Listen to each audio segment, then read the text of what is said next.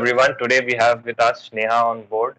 She's a 2010 Commonwealth Games swimmer. She represented India at the 2010 Commonwealth Games that was conducted in Delhi. Hi, Sneha. So this was kind of a very small introduction, small and crisp introduction that I gave for you.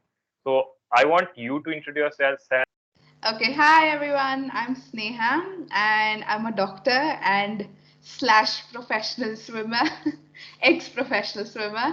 So I have done Commonwealth Games, World University Games, a couple of Asian age groups, Asian Youth Games. Then yeah, I think a few more. I forgot myself.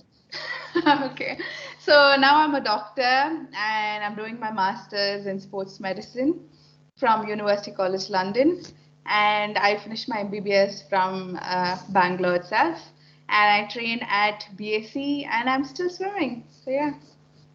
Yeah, great, great. So you mentioned a lot of information into your introduction. So why don't I start with one of the major questions that comes to my mind is that how do you manage swimming and studies academics together, and how do you juggle both? And not just that, it has got a very heavy question to it. Like you are doing pursuing medical, and medical is no joke to me. So how do you juggle both of them at the same time? So the thing is, I've always loved swimming and studies, so I couldn't give up on either one. So in 2012, I was in 12th standard and I had to decide what to do, whether to pursue medical or whether to continue swimming and just take a BA BSc course that was advised to me. So 2013, I had to take that decision and I still couldn't come up with which to leave. So I decided to pursue both. So I took medicine and I still continued to swim. And during my MBBS, I actually did one Asian age group, one World University Games, and one Dubai International. And I just never found the need to quit. Like it never came to my mind, that I want to quit. I still actively want to swim. So maybe one day I'll feel like quitting, but that day is not now. So let's see when that happens. Okay, so like if you are to choose one out of like swimming and academics, what would be your stress buster? Like which would be your stress buster? Stress buster is definitely swimming. Medicine is not easy. I mean, working now, I work in the emergency department now. So working now is like a life or death in your hands. It's all about what I do to save a life. So that's definitely stressful. Swimming is my happy place. It's my home. Pool is my home. So yeah, that's definitely the stress buster. So like you say that swimming is your stress buster, but I feel like both swimming and medical comes like the medical track or the med track that you are pursuing comes with a lot of commitments like to each of them. Like you need to commit studying a lot of hours, and also like same with swimming, you need to practice daily, morning and evening. You have other diet to take care of, your like physio and other stuff that you do outside of the pool to take care. So like what is the reason that you chose medical stream, knowing that you have to have commitments for both the sides equally? Okay, so there were two reasons for that. Number one, even before I went into medicine, I knew I wanted to become a sports medicine doctor because I was so attached and dedicated to the sport that I actually wanted to bring about the change in the sport. And I knew that sports medicine would take me there. And number two is by the time I was in 12th, I had already done a lot of my major internationals. So the only thing that I hadn't done at that point was the Olympics. And I really had to weigh that one meet going into that and going to Olympics. We know how tough it is, day in, day out, Yeah. it's just swimming. So weighing that against my entire educational career. So if I hadn't taken medicine, I just wanted to swim, I would have probably gone into like less stressful course. But at that point, it made sense for me to actually take medicine and pursue it that way. And what I told myself was that if it's something that I really want, then I'm still going to continue swimming. I'm not going to leave it. So at that point, it didn't feel like I was giving up on either. It felt like I was carrying both on my shoulders and going forward. So knowing that I didn't leave one actually pushed. It's like the swimming pushed my studies and the studies pushed my swimming. So it went well. Okay. So I feel like it was kind of a pre-laid out plan, but like how young were you to like choose that path, and how when did you decide it, and were like your parents involved in this, or did they influence this kind of track, or your choice path, career path that you chose? Actually, my parents didn't have anything to do with the decision actually, because I had decided this in 10th itself, where I knew I wanted to do something within the sport. So I didn't want to leave the sport. So I was evaluating my options within the sport. And within the sport, I had an option of becoming a coach, going into the management aspect, or, the other thing was being a doctor and, a sports med Yeah. doctor. So that was the one I chose. And even in 11th, I took PCMB, that is the science combination. So Yeah. I don't know how I knew, but I just knew way back then that this is what I wanted to do. Okay. Okay. So you also mentioned that you are like currently pursuing your MSc Mhm. degree from UCL, like the University College London in UK. So what made you decide to just because in even in sports, like in the medicine track, you have a lot of sports physiotherapist, or very kind of very various combinations to choose from. So why did you choose sports medicine in particular, and why did you choose to study abroad in you at UCL for your MSc and not your undergraduate, like the Okay. MBBS? So the step one, answering to why I chose MBBS here. MBBS, India is known for great medical doctors, and undergraduation actually in all over the world, India is one of the best countries to study MBBS. So I chose to stay here, and I wanted to swim, so I chose to stay here and continue swimming. And why I chose abroad as opposed to India for my masters is that India is very good in sports, but it's not one of the leading countries in sports. Scientific knowledge within the sporting fraternity is quite less. We don't use a lot of science to it. So I wanted to study abroad to see their approach towards sports, their technology towards sports, and what they did different from us, that they were on top of the podium when it comes to Olympics and big events. So I wanted to learn that and bring it back to our country and use it with our sporting fraternity and promote our sports person.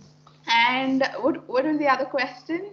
Why? Like, why did you choose sports medicine in particular and not any other combination of Okay, so sports medicine is a very vast subject where within sports medicine, I there is sports physiotherapy that I learn how to manage injuries, prevent injuries, treat injuries, and within that I also treat medical illnesses and emergency medical, cardiac arrest within the sporting community, like people collapse, sports people collapse on the field, and so if you split it, if you go only into psychology, into physiotherapy, you might lose the other part, whereas sports medicine is an overall branch which covers all of it. So it has psychology, it has nutrition, it has illness, it has physiotherapy, and if any one particular subject I take a fancy towards, I can go deeper into that field. So it's like a comprehensive element of everything. So that's why I chose sports medicine as opposed to one stream within that. uh,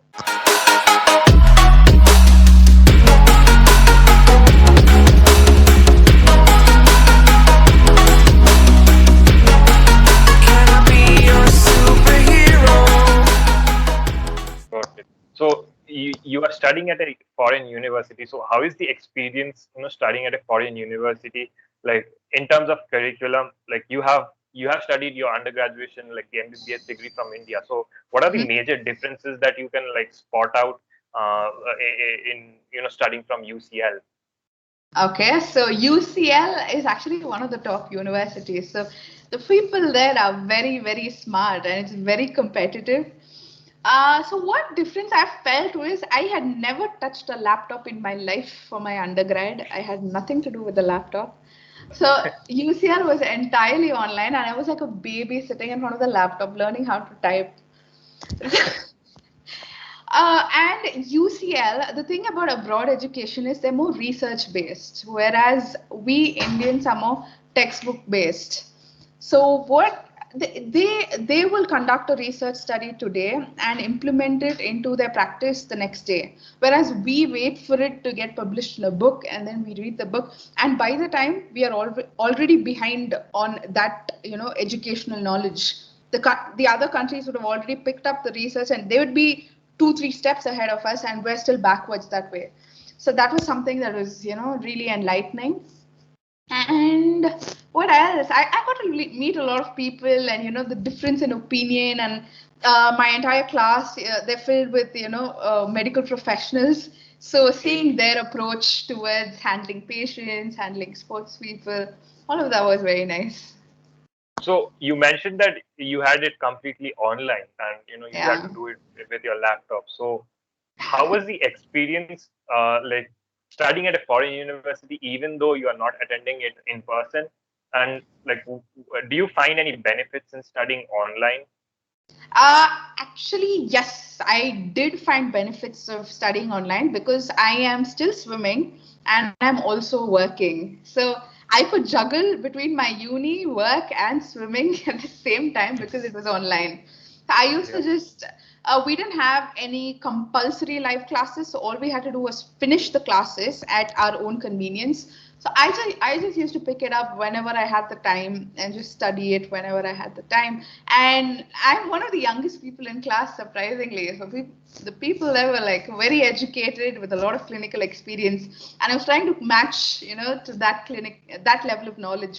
So I had to do a lot of background reading, which the online classes, helped me do, where I had my own time and liberty to do so. So that was an advantage, definitely. But yeah, but nothing beats going to college and meeting people on the social front. Yeah, all of that I missed. No, but like college in India is kind of very different from what you experience at a foreign university. So like, do you have kind of any regrets of not attending in person? Like you got you would have got an exposure if you would be in person at UCL. So that is a whole lot different, I believe, in terms of like Yeah, Indian college system. So like, it do you have any definitely kind of is. regrets? I do regret. I don't regret, studying online, but I wish I could have done half and half, where I could have studied at my convenience and gone to college and got the other experience, sort of the best of both worlds. But that wasn't possible.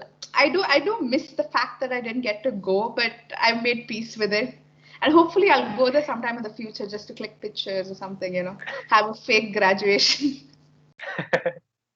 Okay, okay. Yeah. So like you had a phenomenal journey from the beginning. You said that you had a early start to your career and you went on to represent India at major international events right from very like a teenage period, and still you are saying that you are swimming. So this is a very big journey or a big career as you want to say. But who is the pillar of support or the pillar of strength that you believe uh, you helped you in this journey and achieve your goals or dreams accordingly? I think my family and my friends who really, stuck with me through everything. My family really didn't pressure me to take MBBS. They didn't pressure me to, become something, nothing like that. They just said, write your exams at your own will. Do what you please. Do what makes you comfortable and happy. And they didn't force me on the swimming front as well. So they just said, look, you swim as long as you want, as long as it makes you happy, do it. They never asked me to quit swimming for my studies or quit studies for my swimming. So that decision was left entirely to me. And I have a lot of, wonderful friends who help me in the pool, in college, everywhere, like a very strong support system that really carried me through. I'm very grateful for that. Yeah. So you said that you are the first doctor in your family, like extended family, I believe. So like how what kind of guidance did you get from your parents or like and you because they weren't kind of into the medical field, so any guidance that you received from them? You will laugh if I tell you this. My parents didn't know that an MD degree was, 3 years. They didn't know anything. They thought MBBS was 4 years. They were like, "Oh, you'll be done in 4 years." I said, "No, the degree is 5.5 years." They were like, "What?" So going in, they knew nothing. And honestly, even I didn't have like a deep knowledge, like a great knowledge for it. I just knew that this is what I have to do to get to the sports medicine. So this is the path that I have to do. And I just decided to, break things down and take one step at a time and just go with it slowly. And my parents, they're very supportive, but my entire family was clueless with the medical journey. So it was new to all of us. Okay, okay. So, what are your plans moving ahead with your swimming and your medical journey? So, swimming, I'm unable to train at the moment because I'm working a lot and I do see COVID patients as well. And I don't want to pick that up and give it to people in the pool. So, that's why I'm not able to train. The last meet I did was in February, the senior state. So, after that, I haven't swum. And going forward, I think I'm going to get another master's degree. So I am, calculating. Still not fixed on anything, but I'm considering it. So let's see how that goes.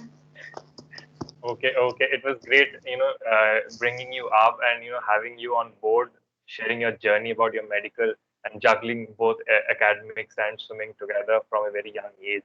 And I believe it's a blessing for you, sharing your experiences because there are so many people who aspire to become a doctor, but because they feel like I have swimming as a big extracurricular and I cannot pursue both at the same time. And I believe you know those are the stigma that we have to remove from this sport, like the athletes, not thoughts that Yeah, before we I sign up.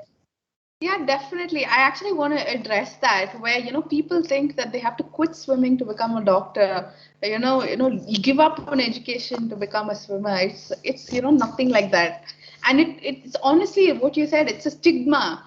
That's all it is. It's just a rumor sort of, thing that, passes down where, ex-swimmers say that no, I quit swimming because I had to study. They quit swimming because they wanted to quit swimming. Nobody, if people wanted to swim and study, they could have might have well done it. It's people's personal choice. So when you're looking at someone who quit swimming, you shouldn't think they quit to study. They quit, and that's okay. Yeah. So you don't have to do the same thing. If you want to do it, you can do it, and you can do it brilliantly. And you just have to work hard and get your head straight and do that. It'll take you a long way. Okay, thank you. Thanks a lot for coming up and sharing your journey. It was great having you. Okay, Thank you so bye. much for having me. Bye bye.